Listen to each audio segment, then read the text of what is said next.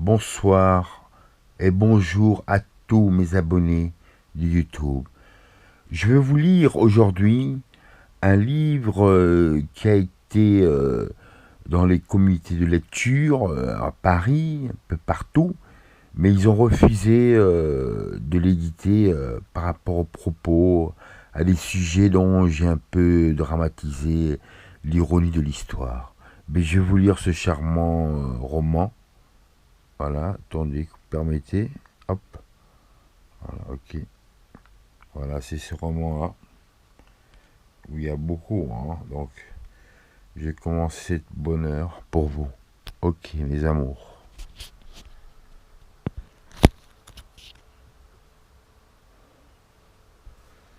Ok.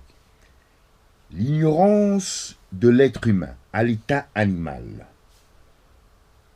Blanc et noir. Sommes-nous pas tous nés d'une bonne étoile, un cadeau de l'esprit invisible? L'homme et la femme, à l'état animal, n'a rien construit de toute cette beauté. De nature, mer, ciel, étoiles du feu, qui ne les brûle pas, mais nous réchauffe comme un chauffage naturel. Étions-nous des hommes sans idéologie, de religion? Notre idéologie nous mena à survivre dans cette jungle confondue à d'autres animaux non pensants. Notre idéologie de survie nous mena à les étudier sur tout pour mieux contrôler cette planète Terre. Notre première découverte, le feu de bois. Mais de quelle couleur étions-nous? Noir, puisque l'évolution de notre parcours a eu lieu à travers le cœur de l'Afrique. La mélanine dans notre sang ne changea pas de couleur. Le climat tropical des palmiers, cocotiers, mers de bananes, notre sang chaud de l'Afrique. Nous restâmes de cette belle couleur exotique, chocolat foncé.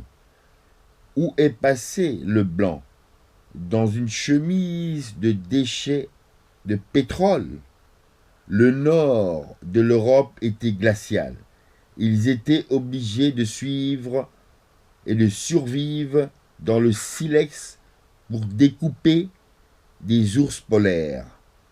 La mélanine de sang changea leur couleur au chocolat foncé, au rose bonbon.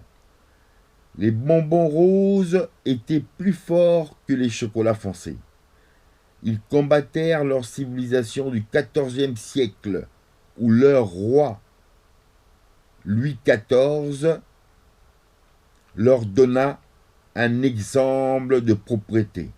Chier derrière les rideaux, se laver avec des bulles de champagne, se parfumer à la rose, le roi réunira toute sa troupe de danse diabolique. Il trouva un explorateur, expert pour le repérage, Christophe Colomb, à la botte pointue de cow-boy. Il alla demander à la reine d'Espagne une petite armée de Marco Polo, qui marcha à pied jusqu'en Chine pour une découverte des feux d'artifice. Il retourna avec son triomphe chez les moines catholiques, les scientifiques déguisés d'une robe noire, sur leur étude de poudre à tuer leurs semblables, disparus sur un continent de l'Amérique des Indiens de couleur caramel comme Barack Obama aux cheveux noirs, lisses, naturels. Ils avaient perdu leurs cheveux crépus. D'où ils venaient, berceau de l'humanité, l'Afrique. Christophe Colomb obtenu les hommes de la reine d'Espagne. Les Portugais lui offrent des bateaux pour la conquête des plumes de fléchettes. Il envoya à tous ses envahisseurs rose bonbon le cadeau de cette découverte, l'or, terre vaste à cultiver. Son retour fut triomphal d'hypocrisie. Le roi Louis XIV termina de prendre son bain dans une baignoire de bulles à champagne, après avoir chié derrière les rideaux. L'odeur de la merde se mélangea à son champagne de vignoble. Il comprit que leur terre hivernale n'avait pas beaucoup de richesses. Ils décidèrent d'envoyer des missionnaires d'église, des charmeurs aux robes noires. Les chocolats foncés ne comprirent pas leur arrivée. Mais la robe noire des catholiques était convaincante. Ils avaient tous tout prévu. Des bonbons roses, Coca-Cola, le chocolat foncé n'avait jamais goûté aux bonbons roses d'un Coca-Cola à l'américaine. Le chef du village du troupeau des chocolats foncés goûta le bonbon rose et la sorcellerie du bonbon rose hanta le chef des chocolats foncés. Il prit goût au Coca-Cola. Il comprit qu'il y avait un avenir pour son peuple. On leur promit une croisière à bateau avec champagne, caviar. Ils arrivèrent à convaincre toute l'Afrique au chocolat foncé. Port de départ, Sénégal. Traversée d'une mer à retrouver des mers indiennes, d'un métissage des champs de coton. Le métissage continua à s'exporter dans les îles et les îles un peu partout. Le métissage, depuis quand existe-t-il? Depuis les premiers pharaons, Égypte, ils traversaient le Nil du Congo au Zaïre. Les Grecs, pyramides, les dieux égyptiens, des statues, Dieu Soleil. Les Grecs ont tout copié. Le métissage sont remontés jusqu'en Afrique du Nord. La science nous le prouve. L'Asie, pourquoi ont-ils des yeux bridés? Le vent glacial d'une couleur caramel, d'un mélange au chocolat foncé, leur donna des yeux bridés de l'Asie. Les religions qui se sont créées depuis la civilisation du bonbon rose dans leur idéologie, ils les ont menés à des guerres de sang, d'un pouvoir du plus puissant. Les chrétiens ont reçu l'amour d'un roi de Nazareth, Jésus, roi des Juifs. Il comprit qu'il fallait aider ces pauvres chrétiens. Le peuple des sionistes athées, non-croyants, juste un pouvoir d'écraser son semblable, sans pitié. Tout pour nous, rien pour le peuple. Voilà qu'un être né en Autriche d'un grand-père juif se révolta contre le peuple d'idéologie. On lui ferma toutes les portes des beaux-arts. Il devint un peintre de rue. Il rentra à l'armée allemande où il fit la prison de sa pensée de révolte, de son riche roman de la révolution du peuple des travailleurs. Il rentra dans le parti politique. Il contrôla toute l'armée allemande. Sa jouissance fut triomphale. Il arriva à son but. Sommes-nous tous pas des sionistes?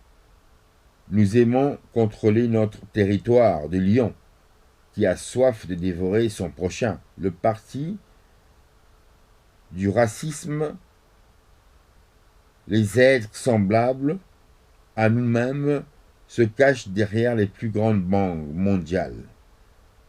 Je ne demande qu'une chose, l'Esprit Tout-Puissant, c'est d'incarner mon président bien-aimé, aigle royal, maître du ciel. Quoi dire de la révolution d'un peuple belge?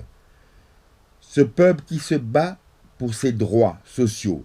Le 6 du 11 2014, nous avons manifesté pour nos droits dans un royaume qui veut gouverner avec tous les fachos d'un régime raciste.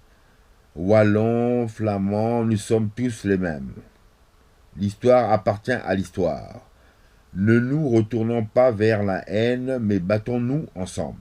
Les dirigeants doivent mettre plusieurs consciences d'un parti de travail pour l'avenir des Liançons, qui terminent leurs études non pas pour se retrouver sur le banc du chômage, mais celui de l'emploi. créer plus d'emplois pour un futur idéal des enfants qui grandiront avec cet amour. Et non se plaindre en se demandant où sont passés les milliards des arbres de papier. Il faut aller les chercher dans les poches du peuple qui survit d'une misère des arbres abattus, pour ne jamais atteindre leur rêve d'un voyage sur 11 mois de travail. Une entreprise qui forme des machines de travail jusqu'à leur vieux jour sur Terre, 70 ans. Il leur restera 20 ans de vie pour mériter de s'allonger sur un rideau de sable fin de mer et ainsi oublier les années d'une torture de travail sans jamais s'enrichir d'un envol, à ne pas payer ses impôts pour aider son prochain, qui n'aura pas la même chance que celui qui a trouvé du travail, en bonne et due forme. Jusqu'à la fin de nos jours, on appelle cela le partage pour ses semblables.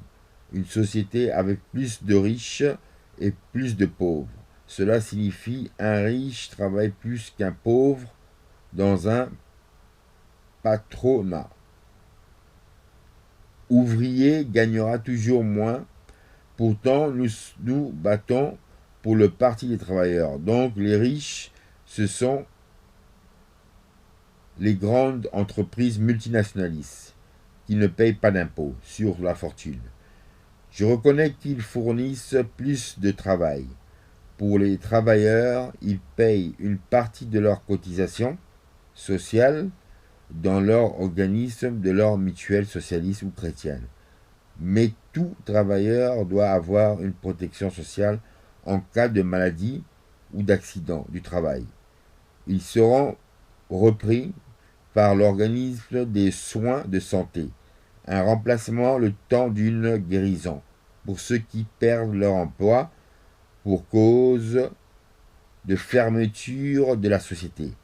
Le chômage prendra et pourra intervenir pour 6 mois, le temps qu'ils trouvent un autre emploi, à condition qu'ils prouvent leur recherche chez des patrons qui refusent de leur engager. Alors ça veut dire qu'on doit continuer à payer leur remplacement ou le chômage pour qu'ils continuent à vivre en famille et non leur couper les moyens de survie. Si le gouvernement veut survivre et s'ils n'ont pas affaire à des voleurs du système de l'État qui doit continuer à les faire survivre de leur chasse du travail, s'il n'y a plus de travail, ils les dirigeront dans des formations pour ne pas perdre leur droit au chômage. Et si, après avoir effectué une formation avec fruit d'un engagement chez un patron, le temps de profiter des avantages du gouvernement, le patronat favorisera alors l'emploi pour les remettre à nouveau sur le banc de la touche du chômage, pour garantir un emploi précaire jusqu'à leur vieux jour. Alors j'ai trouvé la solution. Plus d'animaux au travail pour payer les impôts qui permettront d'aider dans un système social. C'est ainsi qu'on créera une société de robots mécaniques. Ils pourront travailler jusqu'à moment où leur mécanique sera prête à changer. Tout cela pour vous faire comprendre que dans une société, nous ne sommes pas tous égaux. D'autres auront plus de chance selon leurs études. Sinon, on retourne tous dans le temps où nous étions tous communistes. Quelles que soient les longues études universitaires, on mangera tous la même tartine au beurre de cacahuète. Les remboursements de soins maladie ne seront plus remboursés par des mutuelles, socialistes ou chrétiennes. Vous avez alors intérêt à ce que vos enfants ne tombent pas malades. Vous devez payer super cher votre appartement, dans le privé, nourriture pour vos enfants, leurs vêtements, l'école, les repas chauds, les vacances scolaires et la fin de l'année, les impôts. Ces impôts qu'on impose au peuple se nourrissent de crânes de riz à la chinoise. Comment voulez-vous qu'ils puissent garantir une bonne sécurité et des soins à leurs enfants? Ça veut dire plus d'emplois pour la police et pour l'armée. Pour défendre quoi? Les droits d'une minorité de riches. On aura alors la nouvelle élite de criminels au col blanc et cravate. Nous confondre aux riches d'un déchet de pétrole, arrosé d'un bon parfum d'odeur pour nous fondre dans la masse les armes d'une poudre qui tue l'histoire, des feux d'artifice, les morts n'arrêteront pas de se plaindre. Le gouvernement comprendra qu'il faut plus de morts, donc plus d'emplois pour les cimetières. Les morts nous parleront, venez avec nous les vivants. Ici, vous devez plus calculer les impôts. Juste vous reposer autour d'un feu de bois, manger du bon poisson de mer, sans détruire les mers, plus de stress et plus de stress de votre venue sur terre. Je souffre pour vous, moi, et moi je souffre pour vous, qui a atteint le sommet de mon envol d'un aigle royal, où la royauté de mon royaume vous accueille dans son univers du ciel à vous réchauffer d'un chauffage naturel l'étoile du feu. Mes larmes de pluie seront la douceur d'une bénédiction de votre douche matinale. La mer sera votre mère à l'aimer d'une nage de poissons. De mer, la mort est-elle une délivrance? De nos jours, comptez sur le paradis terre à terre.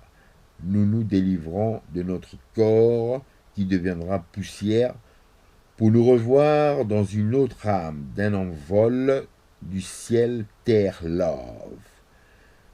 1914, Première Guerre mondiale, une révolution d'un peuple qui voulait défendre ses droits pour un peuple libre de sa démocratie. 18e siècle, fin d'une histoire de l'esclavage qui reste marquée dans